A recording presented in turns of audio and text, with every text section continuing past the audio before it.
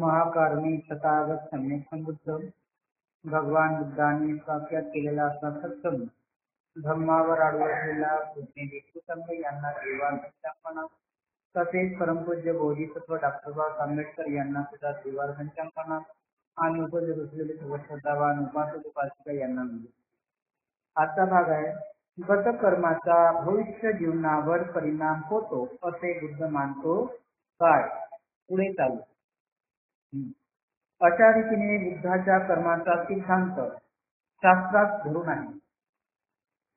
बुद्ध पूर्वजन्मीचे कर्म वार्ता म्हणून भावी जन्मात प्राप्त होवो यावर तो विश्वास ठेवीत नाही.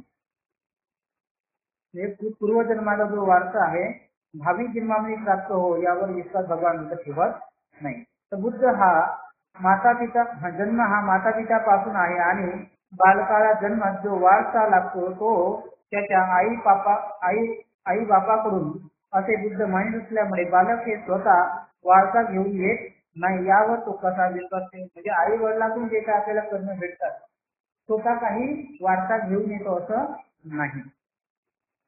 त्याच्या विश्वासासंबंधी अनुमान स्वीकारले नाही तर चालेल.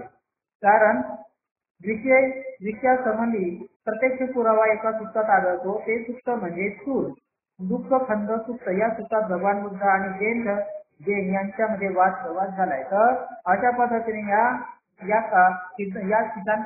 सिद्धांतावरील जैन धर्मामध्ये आणि बुद्धामध्ये काय झालाय वाद झालेला आहे आणि हा खंड सूत्र याच्यामध्ये सांगितलं गेलं आहे. तर दुःख खंड सूत्र याच्यामध्ये सांगितलं गेलेलं आहे. आता या सवालात भगवान बुद्ध म्हणतो तुम्ही म्हणता की आम्हाला पूर्वी पाप केलो होतो आम्ही आम्हाला कठोर तपस्येने परिपालन करतो. वर्तमान काळात काया वाचा आणि मन याचा निरोध केल्याने आमच्या पूर्वजन्माच्या पापाचा निग्रह होईल आणि मग तपस्येने मागील पापाचा निराश झाल्यावर आणि नवीन पाप कर्मे करावयास परिणामहीन होतो आणि गत काळ परिणामहीन झाल्याने दुःखाचा निराश होऊ लागतो आणि त्यामुळे दुःखकारक वेदना नाहीशा होतात. दुःखकारक वेदना नाहीशा झाला तर दुःख नाही. आता इथं काय म्हणतात की जैन म्हणत भगवान बुद्ध त्यांना म्हणतात की तुमचं म्हणणं असं आहे की तुम्ही जे काही पाप केलं आहे मागच्या जन्मात पाप केलं आहे म्हणून तुम्हाला इथं दुःख भोगावं लागते. तर मग तुम्हाला त्यांचं असं म्हणणं आहे की आता आम्ही जे काही पाप केलेलं आहे ते जर नष्ट करायचं असेल तर आता आम्ही काय करतोय काया वाचा मनाने तप केलं पाहिजे आणि त्या तप केल्यानंतर काय होईल की आम्ही त्या तपाच्या वेदना नष्ट केल्यामुळे मागच्या जन्माचं पाप काय होईल नष्ट होईल आणि मागच्या जन्माचं पाप नष्ट झालं तर मग आपल्याला दुःख वेदना नष्ट होऊन ते दुःख नष्ट होईल अशा पर्यंत म्हणतात. आता या माझ्या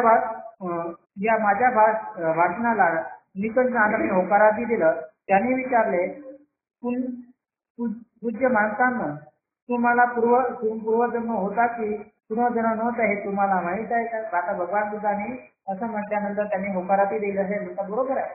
तर मग याच्यावरून तुम्ही सांगा तुमच्या पूर्वजन्मामध्ये तुमचा जन्म होता की नव्हता हा तुम्ही सांगा. माहित आहे का तुम्हाला म्हटल्यानंतर त्याने म्हणतात आम्हाला काही माहित नाही. त्याच्यानंतर त्याने म्हटलं गतजन्मी पापामुळे तुम्ही सदोष किंवा अदृश्य होता याबद्दल तुम्हाला माहित आहे का. मागच्या जन्मात तुम्ही पाप केलं पुण्य केलं हे तुम्हाला माहित आहे का. त्याच्यावरही त्याने नाही असं उत्तर दिलं.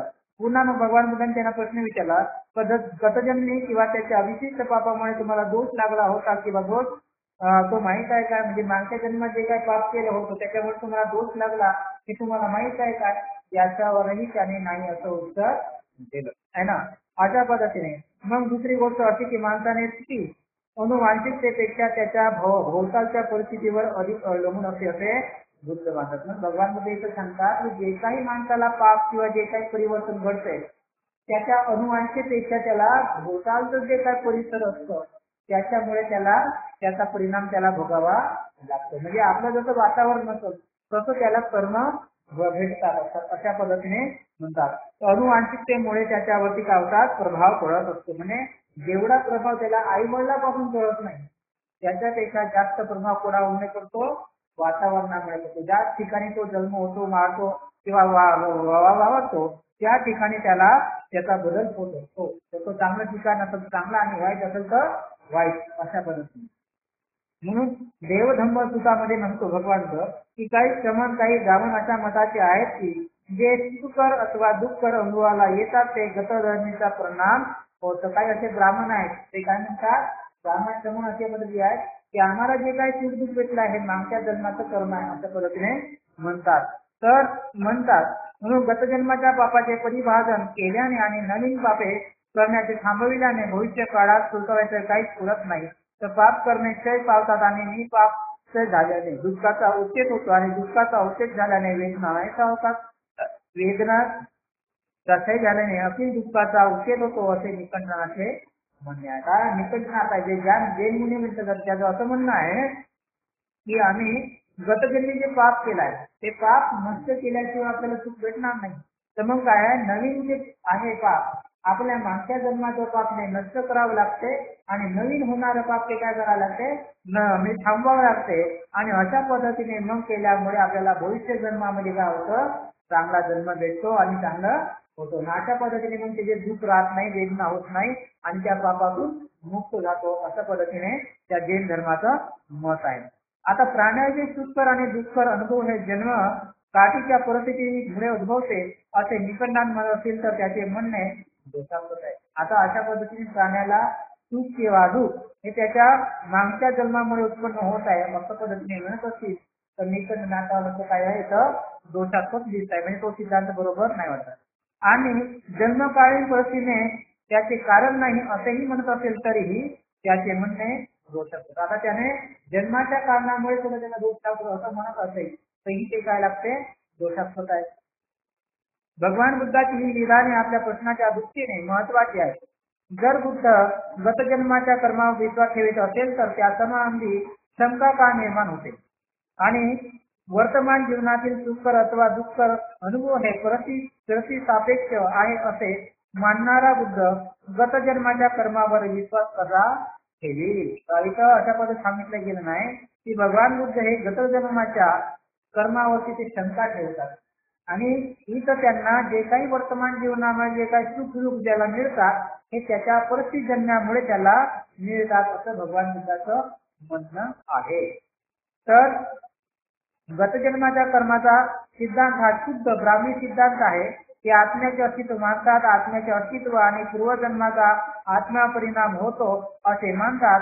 म्हणून गतजन्माचे कर्म वर्तमान काळात प्रभावशाली ठरते याच्याशी ते सुसंगत आहेत. परंतु आत्म्याचे अस्तित्व न मानणारा बुद्ध हा बौद्ध सिद्धांताचे ते अगदी विरुद्ध. आता इथं जे काही लोक आहेत ब्राह्मी सिद्धांत आहेत ते काय करतात आत्मा मानतात आणि आत्मा मानल्या असल्यामुळे त्याला आत्म्याला पूर्वजन्मामध्ये जे काही पाप केलं असेल तर त्याचा संसर्गजन्य म्हणजे त्या पाप त्याला इथं लागू पडते असं त्यांचं म्हणणं आहे. उलट भगवान बुद्धाचं म्हणणं कसं आहे की तिथं कर्माचा विपाक तर भेटतो पण त्याला मागच्या जन्माचा नाही तर त्याने जे काही कृत्य केलं नाही त्याच्या पद्धतीने अशा पद्धतीने सांगणारा बुद्ध काय त्यांना विरुद्ध वाटतं आणि परिस्थितीजन्य माणसाला पाप मिळते हे सांगणारा बुद्ध त्यांना विरोधक वाटतो.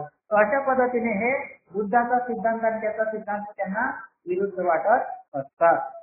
ज्याला बुद्धाचा सिद्धांत समजला नाही जो बुद्धिस्ट परस्परी बौद्ध धर्म आणि हिंदू धर्म सदृश आहे दाखवण्याचा आटास करतो त्याने हा सिद्धांत बौद्ध धर्मात घुसवलेला असला पाहिजे. आता अशा पद्धतीने काही सिद्धांत आहेत की हिंदू धर्माचे सिद्धांत आणि बौद्ध धर्माचे सिद्धांत आपल्याला सारखेच सांगतात किंवा सारखेच वाटतात ते समजून झालं पाहिजे की इथं ते हिंदू धर्माचे सिद्धांत इथं बौद्ध धर्माने घुसळून टाकलेले आहेत है ना. भगवान बुद्धाने हा सिद्धांत शिकवलेला असण्याची शक्यता नाही हे वरील कारणावरून दिसते.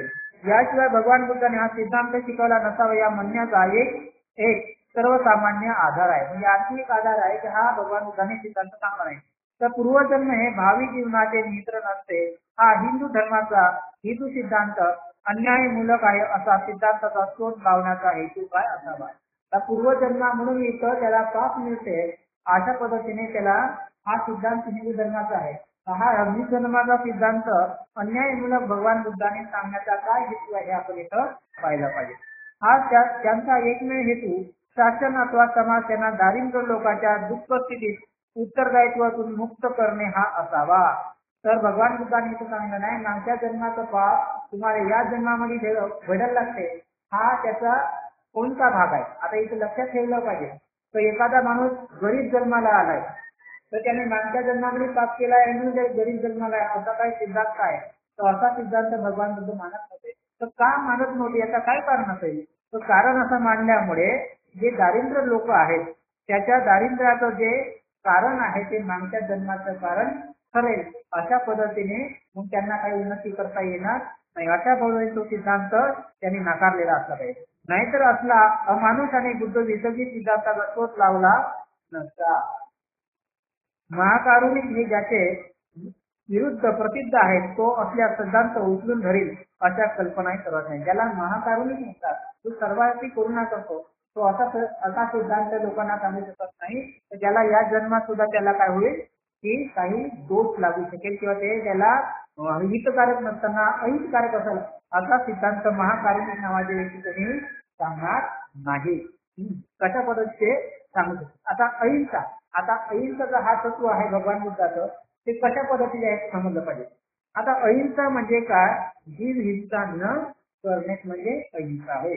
बुद्धाच्या शिकवण्याची अत्यंत महत्वाचा भाग आहे. करुणा आणि मैत्री याच्या दोनोंशी तिचा जिव्हाळ्याचा संबंध आहे. म्हणजे अहिंसा काय आहे. करुणा आणि मैत्री याच्यातील एकदम जवळचा संबंध सांगितला गेलेला आहे. तथापि असा प्रश्न विचारला जातो की बुद्धपणे अहिंसा ही सर्व कालीन अलुग्न असे कर्तव्य होते की प्रसंगापेक्ष होते. आता अशा पद्धतीने एक कर्तव्य होतं की प्रसंगानुसार भगवान बुद्धांनी अहिंसा सांगितली आणि म्हणजे अशा पद्धतीने सर्व ती अहिंसा ही सर्व कालीन म्हणजे सर्व कालापारची तारखेच केलेली होती की प्रसंगानुसार अहिंसा सांगितली होती. हा आपण इथं विचार केला पाहिजे. आता जे लोक भगवान बुद्धाची शिकवण मानतात त्यांना तिला सर्वकालीन लग्न असे कर्तव्य मानणे कठीण झाले. आता ज्या लोकांना भगवान बुद्धाचा अहिंसा समजलाय ते सर्वकालीन अहिंसा मानत होते या गोष्टीला ते मानत नाही. तर ते म्हणतात की सर्व काळ अहिंसेचे वागले तर पुष्कळ वेळा सततचे असत्य आणि गुणाचे दुर्गुणाला बलिदान द्यावे लागते. म्हणजे आपण पूर्णपणे अहिंसा जर पाळली तर काय होतंय तर माणूस जर वाईटही करत असेल तर चुपचाप सहन करायला. माणूस दुर्गंध करत असेल तर त्या दुर्गुणाला सुद्धा काय करायला लागते संमती द्यावी लागते. अशा पद्धतीने अहिंसेचा परिणाम ठरेल. म्हणून या प्रश्नाचे अधिक स्पष्टीकरण करण्यासाठी संयुक्त होईल असं अहिंसा या विषयाने पुष्कळ गोंधळ निर्माण केलेला आहे. तर अशा पद्धतीने काही लोकांना जो अहिंसा समजला नाही आहे तशा पद्धतीने ते गोंधळ करून टाकतात. तर काही लोक ते प्रसंगानुसार नसून ते कालानुसार अशा पद्धतीने समजलं गेलं आहे. म्हणजे सर्व कालीन अशा पद्धतीने समजण्याचं केलं नाही. आता इथं उदाहरण सांगितलं गेलं काय म्हणलं आहे बौद्ध देशातील लोकांनी तिचा काय अर्थ लावतात. आता बौद्ध लोक आहेत त्या बौद्ध देशामध्ये जो धर्म आहे त्या अहिंसेचे लोक काय करतात ते आपण इथं पाहिलं पाहिजे. आता इथं उदाहरण दिलेलं आहे. तो सिलोनचे भिक्खू असतात. या सिलोनच्या भिक्षूंनी रणांगणात उतरले. म्हणजे जेव्हा युद्धाची वेळ आली तेव्हा भिक्षू काय झाले स्वतः रणांगणामध्ये युद्ध करण्यासाठी उतरले आणि लोकांनाही परकीय आक्रमणाविरुद्ध युद्ध करण्यासाठी त्याने युद्ध केलं. म्हणजे अहिंसेचा अर्थ कशा पद्धतीने याचं समजलं पाहिजे. तर श्रीलंकेच्या भिक्षूने काय केलं स्वतः युद्धामध्ये भाग घेतला आणि इतरही भिक्षूंना म्हणजे इतरही लोकांना युद्धामध्ये भाग घेण्यासाठी त्यांना प्रेरित केलं. म्हणजे अशा पद्धतीने. आता दुसऱ्या भागामध्ये उलट पक्षी आहे.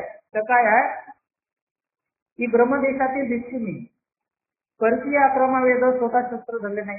म्हणजे परकीयांनी आक्रमण केलं तेव्हा त्या भिक्षूने ब्रह्मलोकाच्या भिक्षूने स्वतः आक्रमण केले नाही आणि इतरही लोकांना शस्त्र धरण्याचा त्याने उपदेश केलेला नाही. तर अशा दोन परिस्थिती आहेत ना. एका ठिकाणी स्वतः भिक्षू युद्धामध्ये सहभागी होतात आणि इतरांनाही सहभागीसाठी होण्यासाठी सांगतात आणि दुसऱ्या ठिकाणी आहे स्वतःही युद्धामध्ये सहभागी होत नाही आणि दुसऱ्यांनाही युद्धामध्ये सहभागी होण्याचा उपदेश करत नाही. असे दोन विरुद्ध बाजू आहेत. मग आता अहिंसा कुठे आहे. अहिंसेचा पालन कोणत्या देशात पालन केला मला सांगा. आता सिलोन मध्ये केला का ब्रह्मामध्ये केला. सिलोन मध्ये केला का ब्रह्मामध्ये. सिलोन हे श्रीलंका तर श्रीलंकामध्ये केला का ब्रह्मामध्ये केला. अहिंसेचा परंपरा श्रीलंकाच्या लोकांनी स्वतः युद्धामध्ये भाग घेतला. युद्धामध्ये भाग घेतला आणि इतरांना युद्ध घेण्यासाठी भाग घेतला. तर बर्माच्या लोकांनी स्वतः युद्धामध्ये भाग घेतला नाही आणि इतरांनाही भाग घेण्यासाठी उपदेश केलेला नाही. तर मग कोणत्या लोकांनी अहिंसा पाळत केली सांगा. हा, दोघांनी पालन केलं. म्हणजे तुम्ही दोघांनी पालन केलं म्हणता, आई नाही काही नाही. इथं युद्धामध्ये आता श्रीलंका आहे ना, याने स्वतः युद्ध भाग घेतला दिसतीने आणि दुसऱ्याने म्हणलं. आणि बर्मातल्या लोकांनी काय केलं, पर्शियाने आक्रमण केला तेव्हा युद्ध नाही केलं, युद्धामध्ये भाग घेतले नाही, दुसऱ्याने सांगितलं. मग काय होतं तुकड्याचा हिंसेचा अर्थ का तुकड्याचा, मग दुसऱ्यांनी मारत असं तर तुझ्यात मारता असं होईल का, आहे नाही. पण जिथं आवश्यक आहे तिथं केलं. आता पुढे सांगतोच आहे ना, पुढे ते सांगत आहे. तर आता तुम्हाला पाहिजे दोन उदाहरण दिले आहेत, ब्रह्म आणि श्रीलंका आहे ना. आता इथं सांगलं जातात की ब्रह्मी लोक अंडी खातात पण मांस खात नाही. ब्रह्मी लोक काय करतात, अंडी खातात पण मांस खात नाही. या रीतीने याच्यामध्ये काय,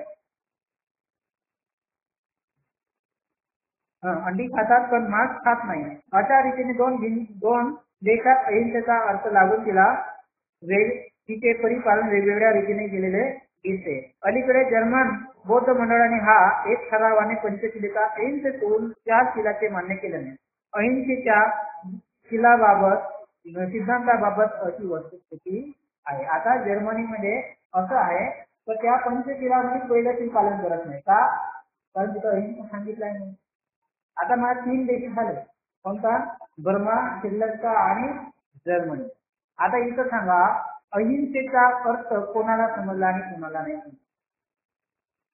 जर्मनीला, ब्रह्माला, श्रीलंकेला कोणाला अहिंसेचा अर्थ समजला, या 3 देशात नाही समजलं अजून नाही. ठीक आहे, आता आज पुन्हा वाचल्यानंतर पुन्हा प्रश्न लिहिणार. अहिंसेचा खरा अर्थ है ना, अहिंसेचा अर्थ काय. भगवान बुद्धांनी अहिंसेची वाक्य कोठीच दिलेली नाही. वस्तू अहिंसेचा निश्चित शब्दात तो किंचित उल्लेख करतो. म्हणजे काय, अहिंसेची वाक्य सांगितले नाही, पण अहिंसेचा उल्लेख काय काय ठिकाणी चांगल्या पद्धतीने केलेला आहे. त्याच्यावरून आपण अहिंसा म्हणजे आपल्याला समजलं पाहिजे. म्हणून प्रासंगिक पुराव्याच्या आधाराने अहिंसेचा उल्लेख करण्यात त्याचा काय उद्देश होता त्याचा शोध घेतला पाहिजे. म्हणजे अशा पद्धतीने जे काही किस्सा आले, जे काही प्रसंग आले, त्याच्यावरून आपण अहिंसा काय आहे ते समजलं पाहिजे. यावरून प्राथमिक पुरावा म्हणजे कोणी भिक्षू म्हणून मार देऊ नये तर ते ग्रहण करण्याला बुद्धाचा विरोध होता. तर एखाद्या भिक्षूला एखाद्या माणसाने जर मार केलं तरी भगवान बुद्ध त्याला विरोध होता.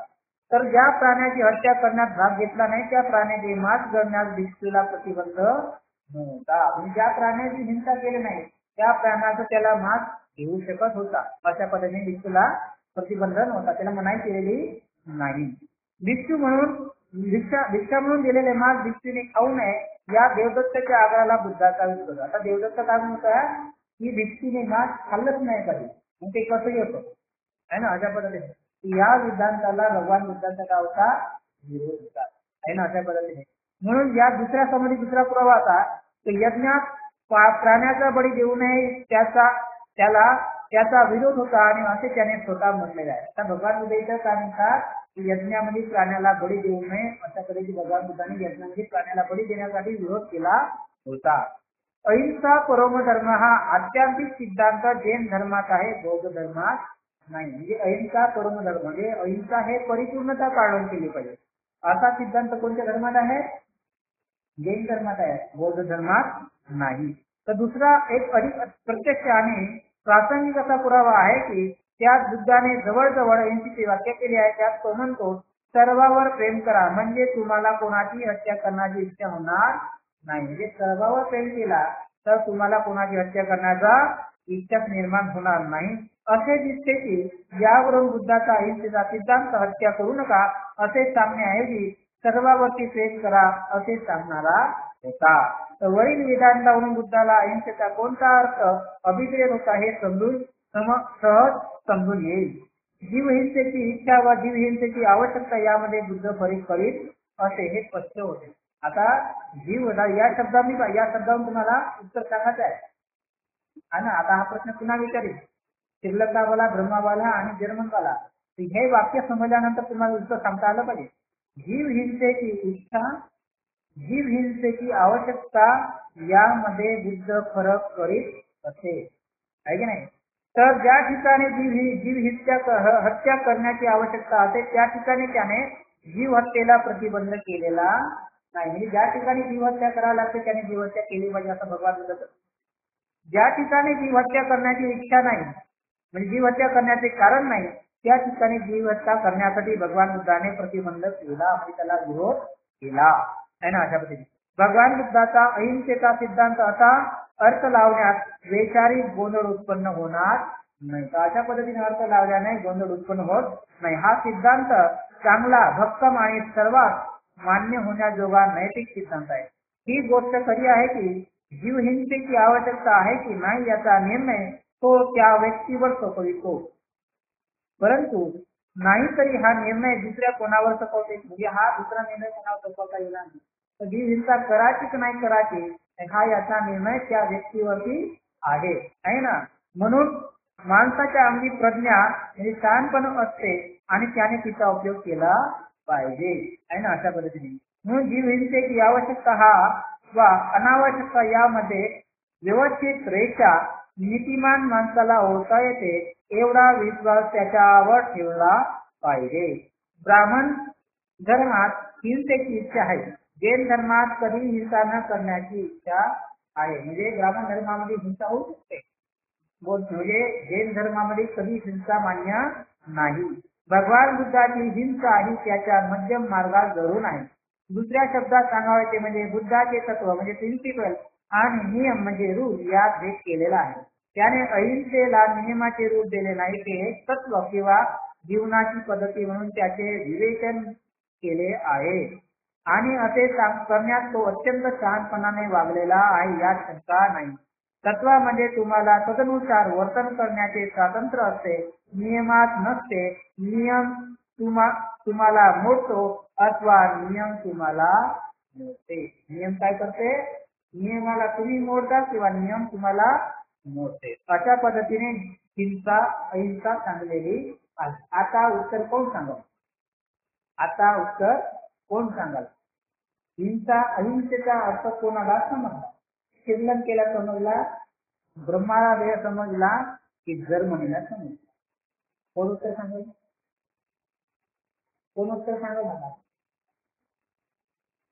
आता एवढं सांगल्यानंतर आपल्याला उत्तर माहित काय म्हटलं ना. तुम्हाला एक वाक्य लक्षात ठेवा म्हणा ना.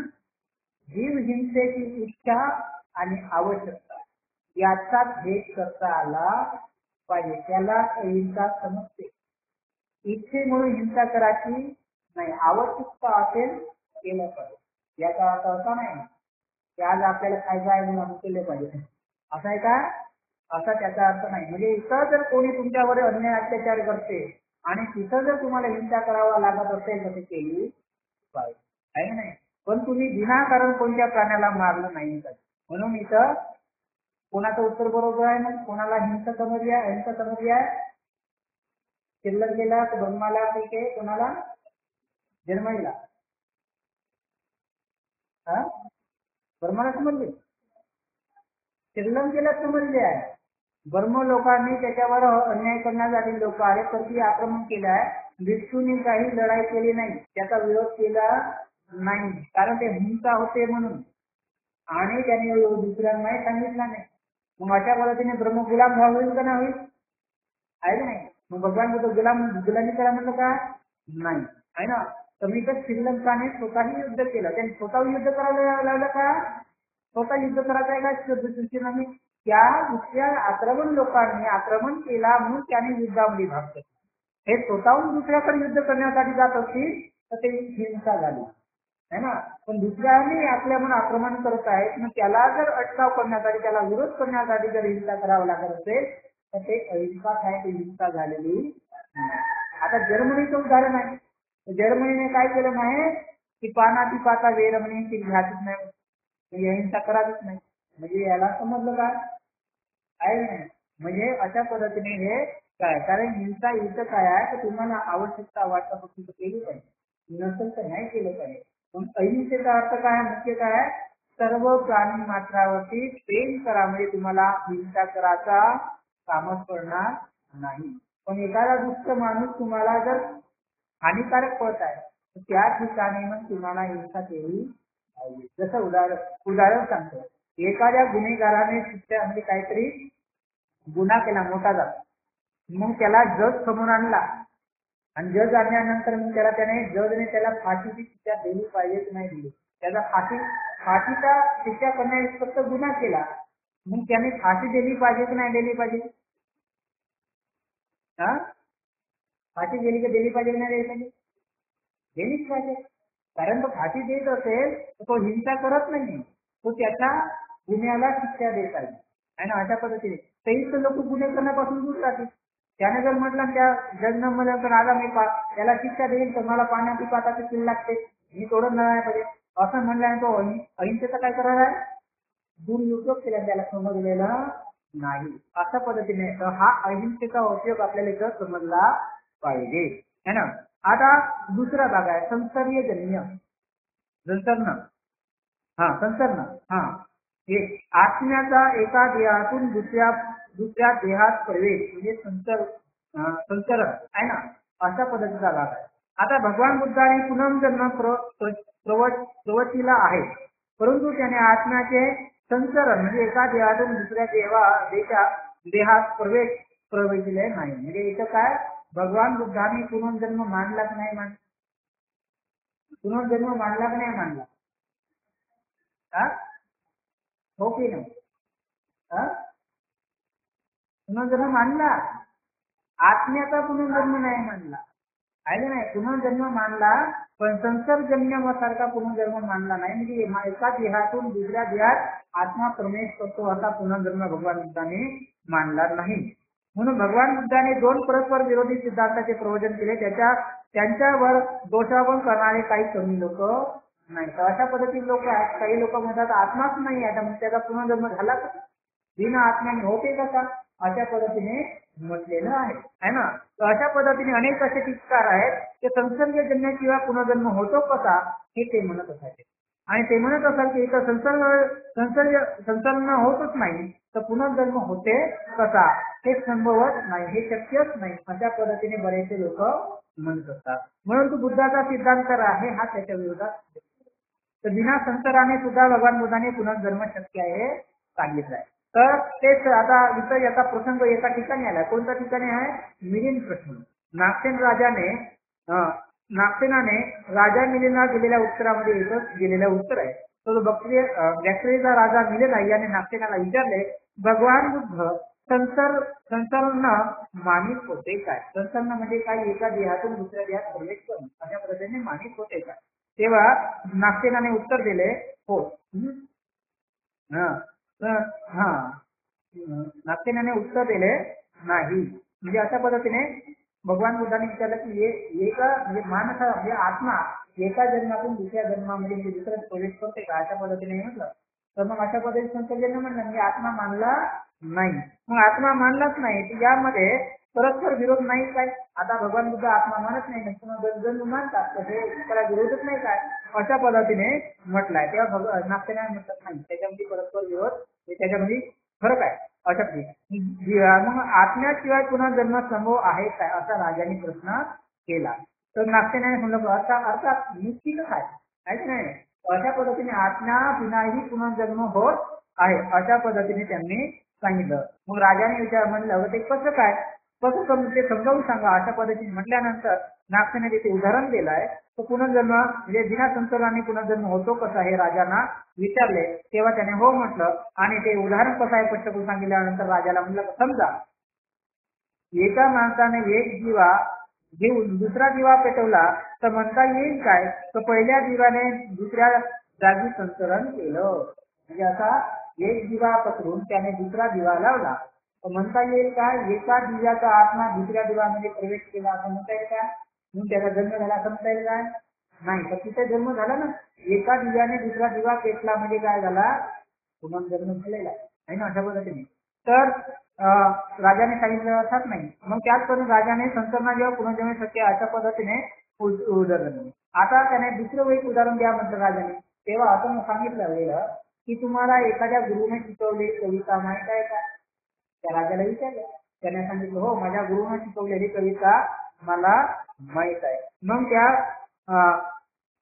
नागसेनाने विचारलं मग त्या कवितेचा गुरुच्या मुखातून संस्कार म्हणून ते तुमच्या मुखात आले काय?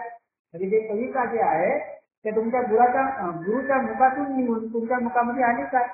अशा पद्धतीने म्हटलं. म्हणजे आता त्या गुरुला सुद्धा ती पाठ आहे आणि त्याच्या मुखातून ती कविता निघत होती ना, आणि यांचाही पाठ झाल्यानंतर याच्या मुखातून निघत आहे.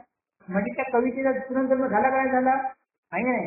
तर अशा पद्धतीने म्हटल्यानंतर पुनर्जन्म अशा पद्धतीने घेतलेला आहे. म्हणजे आता अशा पद्धतीने हा पुनर्जन्म आहे. तर अशा पद्धतीने म्हटल्यानंतर वा छान, म्हणजे आता इथं संस्कारी जन्म होणं झालेला नाही आहे ना. अशा पद्धतीने मग अशा पद्धतीने आत्मा अशी तीच आहे काय? की अर्थात पाहिले असता आत्मा अशी काही तीच नाही. अशा पद्धतीने नागसेनाने सांगितलं. अशा पद्धतीने येतं काय म्हणणार बिना संसर्गनाने सुद्धा पुनर्जन्म होतो.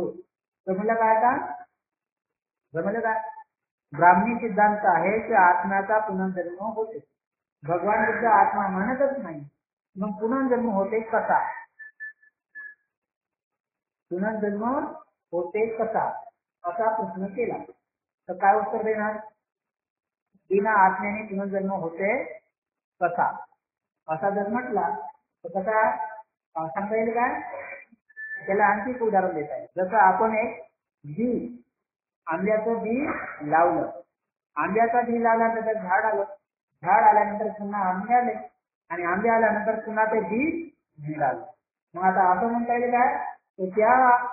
त्या बियामध्ये त्या आंब्याचा कोळी म्हणलं आत्मा या आत्म्यामध्ये आला म्हणून तो झाड लागला असं म्हणता येईल का? नाही है ना.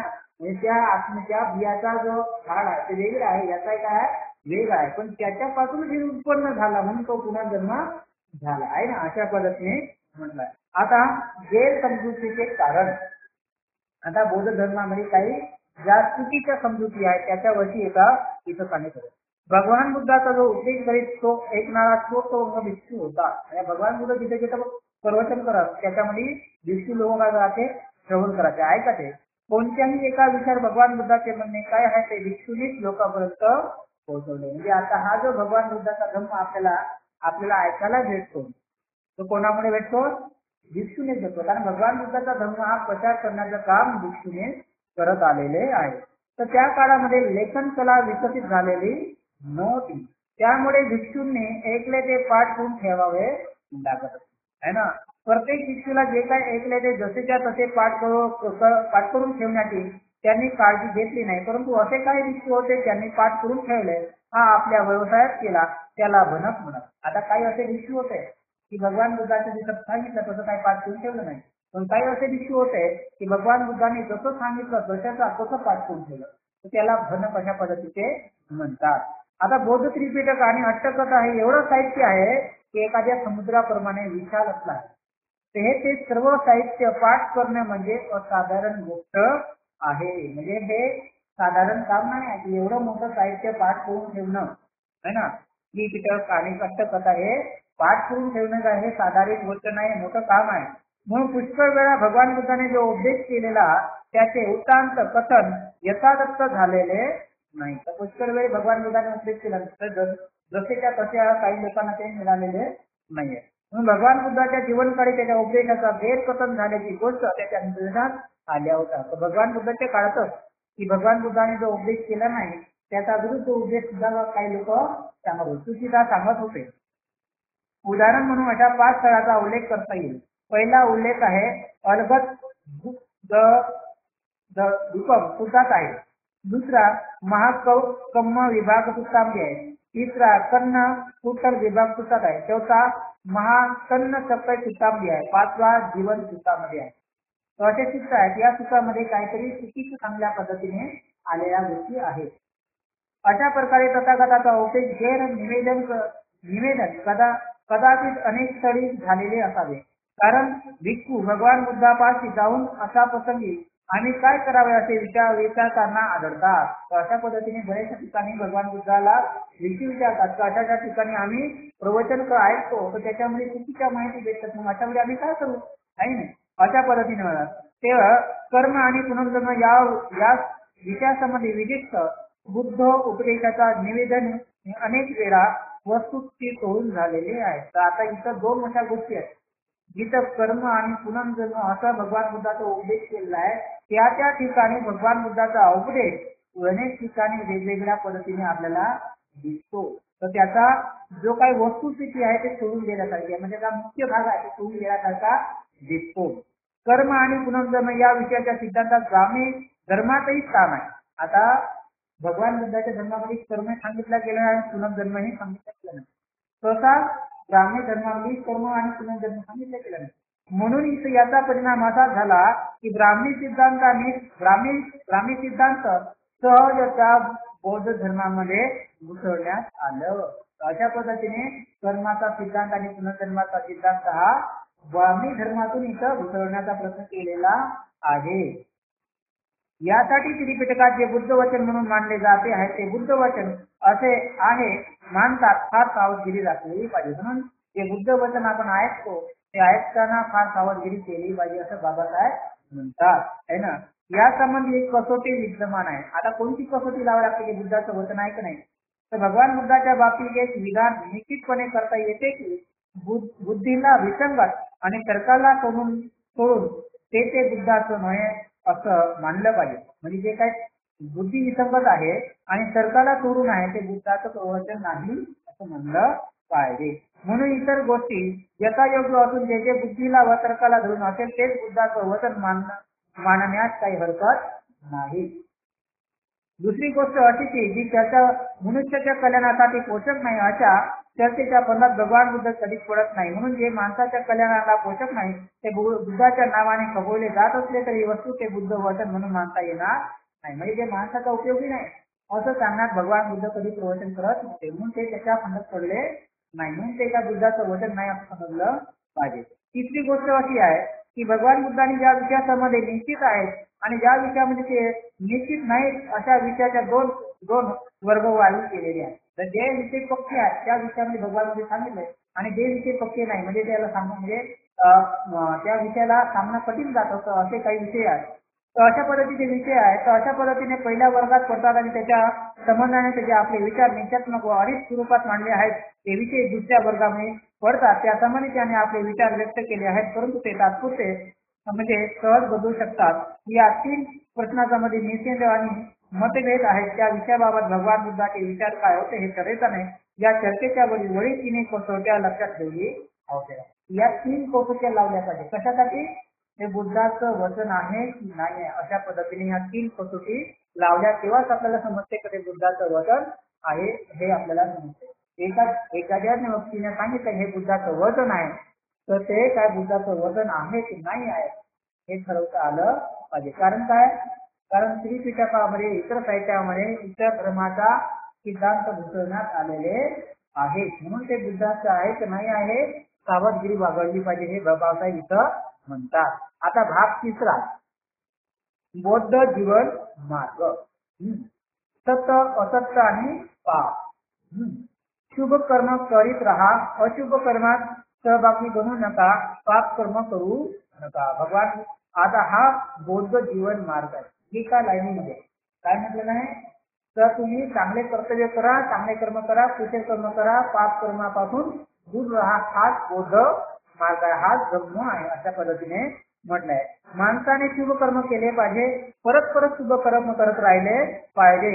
शुभ कर्म इतके अवितरित राहावे की ज्या योगे अंतःकरणात सर्व शुभ कर्माकडे आपलं मन वळेल. म्हणजे शुभ कर्म एवढे केले पाहिजे कुशल कर्म एवढे करत राहिले पाहिजे वारंवार करत राहिले पाहिजे. का करत राहिले पाहिजे की आपलं मन हमेशा शुभ कर्माकडे वळलं पाहिजे म्हणजे कुशल कर्माकडे वळत राहिलं पाहिजे. अशा पद्धतीने शुभ कर्माचा तुम्ही संचय करा ते सुखकर आहे अशा पद्धतीने म्हटलं. आता शुभ कार्य मला साधणार नाही असे म्हणू नका है ना. थेंबाने पात्र भरते थोड्याशा शुभ कर्माने शुभ कर्म वाढते. म्हणजे माझ्याच्याने चांगलं कर्म होत नाही असा विचार कधीच करू नका. थेंबे लहान असेल तर त्याच्याने काय होते पात्र भरत राहते. तशा पद्धतीने ते आपण शुभ कर्म करत राहिलं पाहिजे. कुशल कर्म शुभ कर्म म्हणजे कुशल कर्म जे केल्याने खंत आणि खेद वाटतो त्याचे फळ आनंदाने आणि समाधानाने स्वीकारणारे देते कर्म चांगल्या रीतीने झाले असे समजावे. आता जे केल्यामुळे ज्याचा खंत राहत नाही किंवा खेद वाटत नाही असे आपण कर्म केलं राहिले तर ते शुभ कर्म आहे आणि ते आपण केल्यामुळे त्याला सुख भेटत राहत. म्हणून कर्म केल्याच्या पश्चात अशी पाळी येते की जे आनंदाचे फळ आनंद आहे ते समानांतराने त्याला चांगले काम मिळते, म्हणजे चांगलं आनंद मिळते, त्याला सुख मिळते. जे चांगलं कुशल कर्म करतात त्याला सुख मिळते. जर मनुष्य शुभ करीत असेल तर त्याचे वारंवार तेच राहावे, त्यात त्याला आनंद मानावा. शुभ कर्माचा संचय आनंदकारक असतो. अशा पद्धती पुण्याचा संचय काय आहे? आनंदकारक आहे. म्हणून नेहमी कुशल कर्म करत राहिलं पाहिजे. जोपर्यंत कुशल कर्म परिपक्व होत नाही तोपर्यंत मनुष्याला काय दुर्दिन भोगावे लागते, परंतु त्याचे शुभ कर्म परिपक्व झाले ते चांगले दिवस लागतात. ते मला बरोबर साधणार नाही असे माणसाने शुभ कर्म कधी कधीच बोलू नये. थेंबे थेंबे पात्र बळे शून्य. मनुष्य जरी थोडं कुशल कर्म करीत राहिला तरी परिणामी तो चांगुलपणाने घेऊन जातो. चंदन, धूम, कमळ, मधुमाला याच्या सुगंधापेक्षा तिलाचा सदाचाराचा सुगंध अधिक असतो. धूप आणि चंदनाचा सुगंध मंद असतो, परंतु तिलाचा सुगंध उच्चपदी जळत असतो. अशा पद्धतीने सांगितलं नाही की कुशल कर्म करत राहा, कुशल कर्माचा संचय करा, पुण्यकर्माचा संचय करा, कारण तेच तुम्हाला काय आहे? सुखकारक आहे. म्हणून थेंबे थेंबे जसं कळत असते अशा पद्धतीने तुमचा पुण्याचा संचय तुम्ही वाढवत राहा. जेव्हा आपल्याला सुख केव्हा भेटणार? आपण कुशल कर्म केल्यानंतर सुख काही लगेच भेटणार नाही. जोपर्यंत त्याचा जो घडा आहे म्हणजे पुण्याचा घडा परिपक्व होत नाही तोपर्यंत आपल्याला सुख भेटणार नाही. तोपर्यंत आपण सुखच म्हणजे काय केलं पाहिजे? कुशल कर्म केलं पाहिजे. अशा पद्धतीने आपण कुशल कर्म केलं तर आपल्याला पुण्याचा संचय होतो आणि ते सुख भेटे, ते आनंद निर्माण घेतो. अशा पद्धतीने भगवान बुद्ध सांगतात की कुशल कर्म केले पाहिजे. जसं चंदन आहे, धूप आहे किंवा कमळ आहे, याचा सुगंध जसा आपल्याला प्रिय वाटतो त्याच्यापेक्षा जास्त सुगंध चांगला कोणाचा आहे? तिलाचा सुगंध आहे. म्हणून धूप आणि चंदनाचा सुगंध मंद असतो, पण तिलाचा सुगंध हा सर्वश्रेष्ठ असतो. म्हणून आता इथे साहित्य सांगतात की अशुभ कार्य करू नका. अशुभ हे शूद्र समजू नका. ते मजकरून घडणार नाही असे कधीही म्हणू नका. थेंबे थेंब्याने भाडे वळते तसे अशुभ सुद्धा करते. आता आपण असं कधीच म्हणलं नाही पाहिजे की मी एवढी उपासिक आहे, मला एवढा कोण माझ्याकडून कधीच वाईट घडत नाही असं कधीही म्हणू नका. तर छोट्या कडून सुद्धा काय होतं? वाईट कर्म होत असतात. म्हणून त्याच्यात सुद्धा लक्ष राहिलं पाहिजे आणि त्या वाईट कर्मापासून काय केलं पाहिजे? दूर राहिलं पाहिजे. नाहीतर थेंबे थेंबे जसं कडक असते तसंच थेंबे थेंब्याने पापही वाढत जात असते आणि जेव्हा पाप वाढते तेव्हा दुःख मिळाल्याशिवाय राहणार नाही. म्हणून अशा पद्धतीने जे पाप कर्म आहेत, जे कर्म केल्यानंतर खंड आणि खेद वाटतो अशा पापामुळे अश्रू निर्माण होतात, असे काम कधीही करू नका. त्या कामापासून दूर राहा. मनुष्य दुष्टपणाने बोलू लागला, वागू लागला, त्याची गाडी बैला नव्हे. आता जसं एखादा माणूस दुष्टपणाने बोलू लागला, वागू लागला, तर जसं बैलगाडीचं जाग जसं बैलाचा पिछा करते तसंच त्या दुष्ट प्रवृत्तीच्या माणसं त्याचं दुःख, त्याचं पाप त्याच्या पाठीपाठी लागलं राहत असते. म्हणून पापाचं अनुसरण करू नका. या बाबतीत सावधगिरीत राखा. मिथ्या कल्पना ओढाची बागडू नका. म्हणजे खोट्या गोष्टी आपल्या मनामध्ये करू नका. दुर्विचाराचे दमन करून पूर्णता एकूण साधण्याचा त्वरित करा. शुभ कर्मात मागलेला नसतो, पापापणे रममान होतो. जो व्यक्ती दुराचार करतो तो दुराचार व्यक्ती त्याला पापामध्ये त्याला आनंद वाटत असतो. अशा पाप कधी करू नका. हे कृत्य केले असता खेद वाटतो, खंत वाटतो आणि ज्याचे फळ आपल्याला असूळे ढोळावा लागतात आणि दुःख भोगावा लागतात. असे पाप आपण करू नका. कारण हे पाप करी ना करी परिपक्व झालं तर ते दुःख निर्माण केल्याशिवाय राहणार नाही आणि दुःखाशिवाय आपल्याला काहीच त्याच्यामध्ये भेटणार नाही. म्हणून अशुभ माझ्यापर्यंत येऊन मिळणार नाही असे तुम्ही बोलू नका आणि म्हणून अशुभ कार्यापासून तुम्ही दूर राहायचा प्रयत्न करा, सावध राहायचा प्रयत्न करा. अशा पद्धतीने इथं भगवान बुद्धाने सांगलं, म्हणजे पापापासून दूर राहिलं पाहिजे. माणसाने आपले विचार अशुभ कर्मापासून प्रवृत्त करून शुभ कर्मासंबंधी क्रोध वाढण्याचा त्वरित करावे. जर माणूस शुभ कर्म आचरणात आळस करू लागला तर त्याचे मन अशुभाकडे रममान होते. माणूस काय केलं पाहिजे? अशुभ कार्य आहे म्हणजे पाप कर्म आहे ते आपण दूर केले पाहिजे आणि कुशल कर्म केलं जावे. आणि ज्या माणसाने पुण्यकर्म करण्याचं सोडून दिलं नाही त्याच्याकडून ऑटोमॅटिक पाप कर्म होत राहतात आणि पाप कर्म झाले तर पाप कर्म त्याच्यामध्ये वाढत राहतात. त्याने जर कुशल कर्म करणारे सोडून दिलं तर त्याच्यामध्ये ऑटोमॅटिक काय होतात, पापक्रम त्याच्यामध्ये वाढायला लागतात आणि तो पापक्रमामध्ये गममान होत असतो.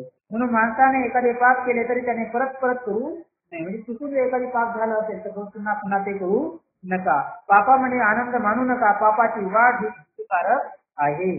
तर कुशल कर्म करीत राहा, अकुशल कर्मापासून दूर राहा. कुशल कर्म करण्याने ही लोकी धन्यता मानावं. म्हणजे इथंच आपण धन्यता मानलं पाहिजे, कुशल कर्म केला नाही, है ना.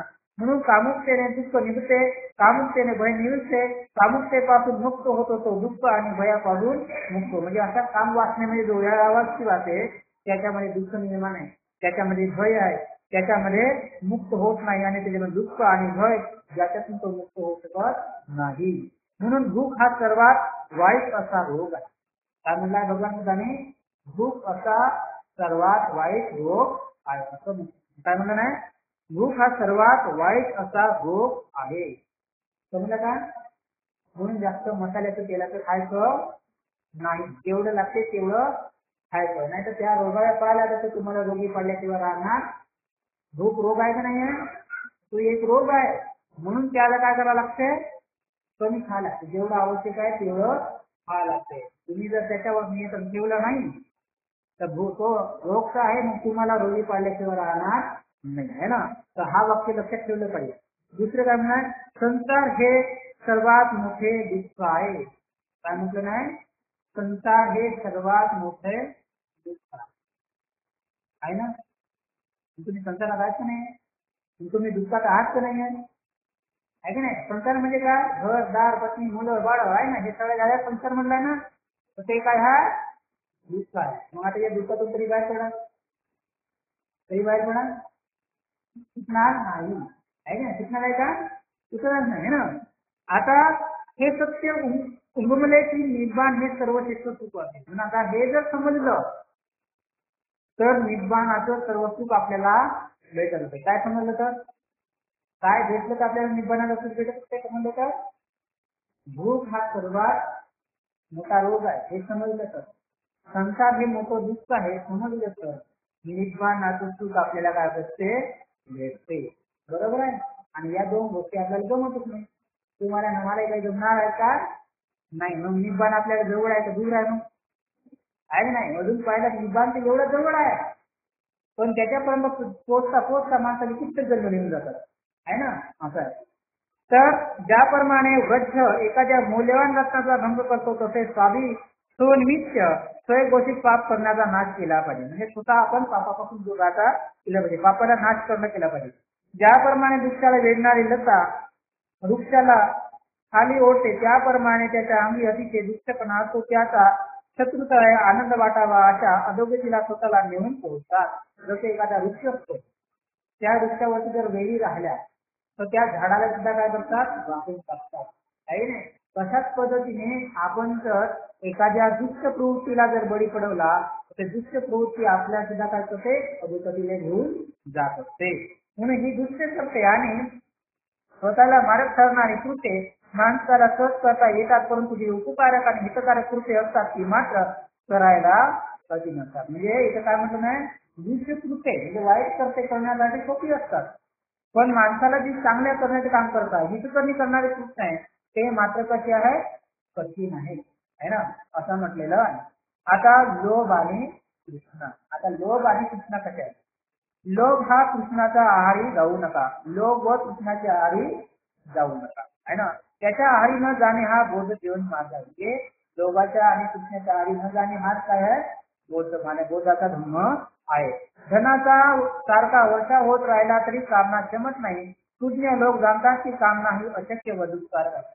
म्हणजे एखाद्या व्यक्तीवरती धनाचा पाऊस जरी पडत राहिला तरी त्याची इच्छा काहीतरी होत नाही आहे ना. अशा पद्धतीने म्हणजे स्वलोकीच्या कामभोगात आनंद मानित नाही, तो कृष्णेचा छेद करण्यात सदैव रक्त असतो, तो सम्यक संबुद्धाचा शिष्य आहे. आता सम्यक संबुद्धाचा शिष्य कोण आहे, सम्यक संबुद्धाचा शिष्य कोण आहे, तर जो या कामभोगामध्ये आनंद मानत नाही है ना. जो कृष्णेचा क्षय करण्यासाठी सदैव तयार असतो तो खरा सम्यक संबुद्धाचा काय आहे, शिष्य आहे. लोभातून दुःख उत्पन्न होते, लोभातून दुःख उत्पन्न होते, लोभातून भय उत्पन्न होते, लोभातून पूर्णपणे विमुक्त झाल्याने दुःख आणि भय यापासून मुक्तता होते. लोभातून काय उत्पन्न होते? भय उत्पन्न होते आहे ना, दुःख उत्पन्न होते. आणि ह्या दोन्ही जर मुक्त झाला तर माणसाला लाभ होत असतो आहे ना. तृष्णेतून दुःख उत्पन्न होते, तृष्णेतून भय उत्पन्न होते, तृष्णेतून पूर्णपणे विमुक्त झाल्याने दुःख आणि भय याच्यापासून आपल्याला काय होते? मुक्त. म्हणजे तृष्णेत भय आहे, दुःख आहे, पण जर तृष्णाच मुक्त झाला, विमुक्त झाला तर भयही मुक्त झाला आणि दुःखही मुक्त झाला. हे जो जीवनाचे खरे धैर्य विसरून कामभोगाच्या मागे लागतो आणि अहंकारी बनतो, तो ध्यान चिंतनात काळ व्यतीत करणारा द्वेष करू लागतो. आता अशा पद्धतीने आहे की जो व्यक्ती या खऱ्या मार्गाला लागतो आणि अहंकारी असतो, म्हणजे या कामभोगामध्ये राहतो, या संसारामध्ये राहतो, कामभोगामध्ये राहतो आणि तो या अहंकारी बनतो, तो व्यक्ती कोणाचा द्वेष करत असतो? ध्यान चिंतन करणाऱ्या व्यक्तीचा काय करत असतो? द्वेष करत असतो. जवळ कुठलीही वस्तू हरवली तर दुःख वाटते, म्हणून माणसाने कशामध्ये आसक्ती ठेवू नका. म्हणजे आपल्याजवळ जे काही वस्तू असते ती जर हरवली तर काय होते? दुःख होते. म्हणून कोणतीही वस्तू आपल्याजवळ ठेवू नका. मानता का? म्हणता का? कोणती वस्तू आपल्याजवळ ठेवू नका म्हणता आहे ना. आता तुमच्याजवळ पैसा पाणी किंवा काय ठेवणार नाही असेल आहे ना. आता आनंद ठेवणार आहे का तुम्ही? जवळ ठेवू नका म्हटलं, करणार आहे का? नाही. मग आता पण आता इथे काय आहे की कोणत्याही वस्तूबद्दल आसक्ती ठेवू नका, कारण ती जर हरवली तर आपल्याला काय होते? दुःख होत असते है ना. आता कामभोगातून मुक्त आणि भय उत्पन्न होते. जो कामभोगा आसक्त नाही त्याच्या वाट्याला भय आणि दुःखही नाही. आसक्तीमुळे दुःख आणि भय उत्पन्न होतात. जो आसक्तीच्या बंधनातून मुक्त आहे त्याला दुःख नाही, भय नाही. कामकतेपासून दुःख उत्पन्न होते, कामकतेपासून भय उत्पन्न होते आणि जो कामकतेच्या बंधनातून मुक्त होतो त्याला दुःखही नाही आणि भयही नाही. लोभातून दुःख उत्पन्न होते, लोभातून भय उत्पन्न होते. जो लोभमुक्त झाला आहे त्याला दुःख नाही आणि भयही नाही. जो शीलवान व प्रज्ञावान आहे तो न्यायी आणि सत्यवादी आहे. जो आपले कर्तव्य पुरे करणार आहे अशा पुरुषास लोक प्रेम करतात. म्हणजे जो व्यक्ती शीलवान आहे, शीलवान असून जो व्यक्ती न्यायी आहे, सत्यवादी आहे आणि आपले कर्तव्य चांगल्या पद्धतीने करतात अशा लोकांना काय करतात? प्रेम करतात, त्याला आदर करतात.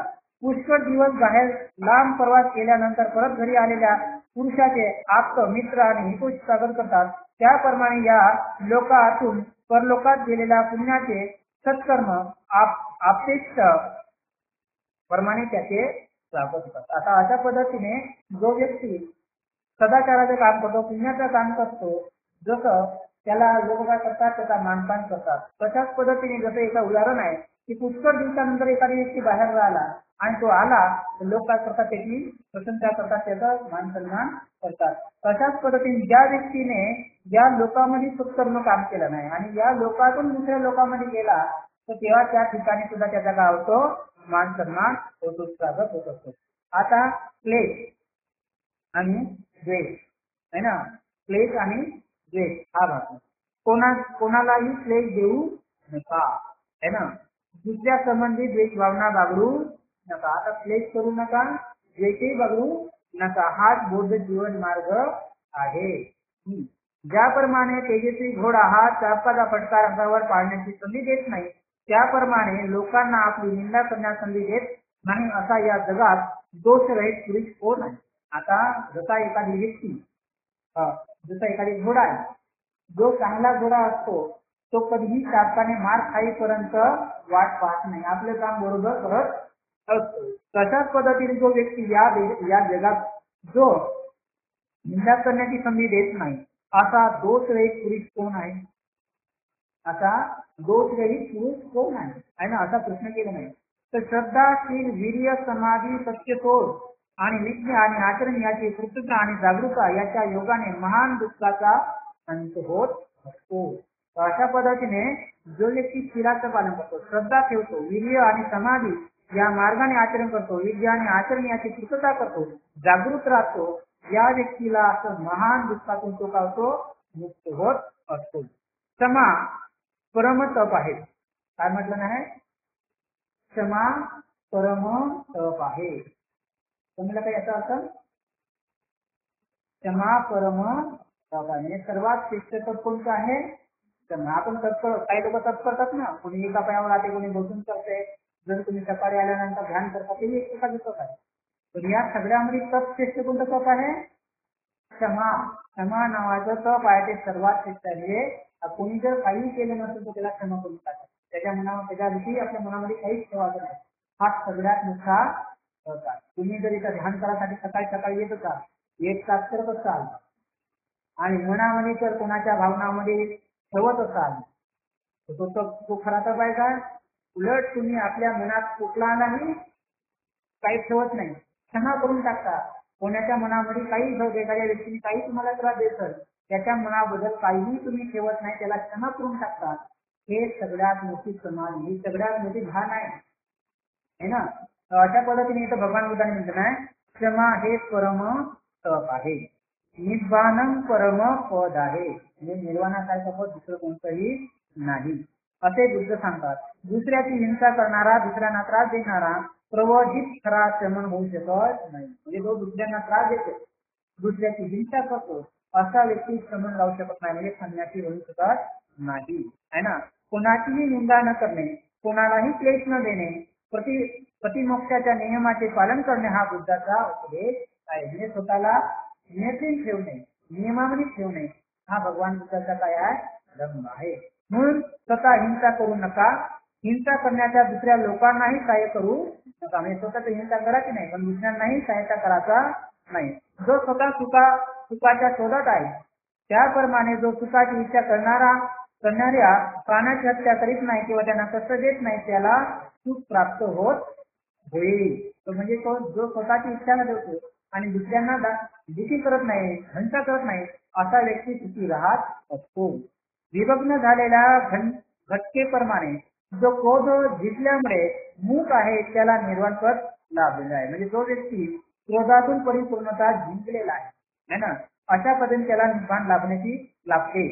जो निष्ठा निरुपयोगी माणसाला कष्ट देतो त्याला लवकरच कष्ट करण्याची पाळी येते. म्हणजे जो दुसऱ्यांना त्रास देतो त्याच्यावर दुःख आल्याशिवाय राहणार नाही. म्हणजे ज्याने निष्कामपणे म्हणजे जे कोणालाही त्रास देत नाही अशा प्राण्याला जो कष्ट करतो, ज्याला दुःख देतो, अशा माणसावरती वाईट गोष्टी ते वाईट घटना लवकर घडत असतात, दुःख त्याला येत असतात. जो समारूप आहे, वस्त्र परिधान केल्यामुळे शब्द शांत संयम आणि सुधाचरणी आहे, जो दुसऱ्याचा दोष काढत बसत नाही, तो खरा श्रमण अथवा भिक्षू होय. तर खरा भिक्षू कोण आहे? जो क्षमारूपी आहे ना, म्हणजे जो क्षमा करते, कोणालाही राग आपल्या मनामध्ये ठेवत नाही, शब्द असतो, शांत असतो, संयमित असतो आणि शुद्धाचरणीचे असतो, दुसऱ्याचे दोष काढत नाही, हा खरा भिक्षू आहे अशा पद्धतीने म्हटलं नाही. म्हणून चाबकाचा फटकार आई अंगाला लागू नये याची जाणीव तेजस्वी घोडा काळजी घेतो, त्याप्रमाणे या जगात आपल्याला दुसऱ्याचा शब्द लागू नये म्हणून आपण आचराने, लज्जेने, संयमाचा असा या जगात एकतरी मनुष्य आहे काय? जर माणसाने निरुपी शुद्धाचरणी आणि निष्पाप मनुष्याला उपलब्ध केला तर ज्याप्रमाणे वाऱ्यावर फेकलेला धूळ फेकणाऱ्यावर येऊन पडते त्याप्रमाणे त्या माणसाला त्या उपद्रव विश्राम घ्यावं लागते. अशा पद्धतीने एखाद्या माणसाने जसं एखादी वाळू अशी हवेवरती फेकली तर ती वाळू चालते पुन्हा परत येत असते. अशा पद्धतीने तुम्ही दुसऱ्यांना निरुपी माणसाला जर त्रास दिले, निरुपी माणसाला कष्ट दिले, निरुपी माणसाला त्रास दिला तर तसंच दुःख तुम्हाला भेटल्याशिवाय राहत नाही. तर अशा पद्धतीने भगवान बुद्ध इथं सांगतात क्लेश आणि द्वेष तुम्ही ठेवू नका. तर अशा पद्धतीने हा ठेवणे म्हणजे काय? भगवान बुद्धाचा धम्म होय. तर अशा पद्धतीचा आज आपण इथं थांबू. आता उद्या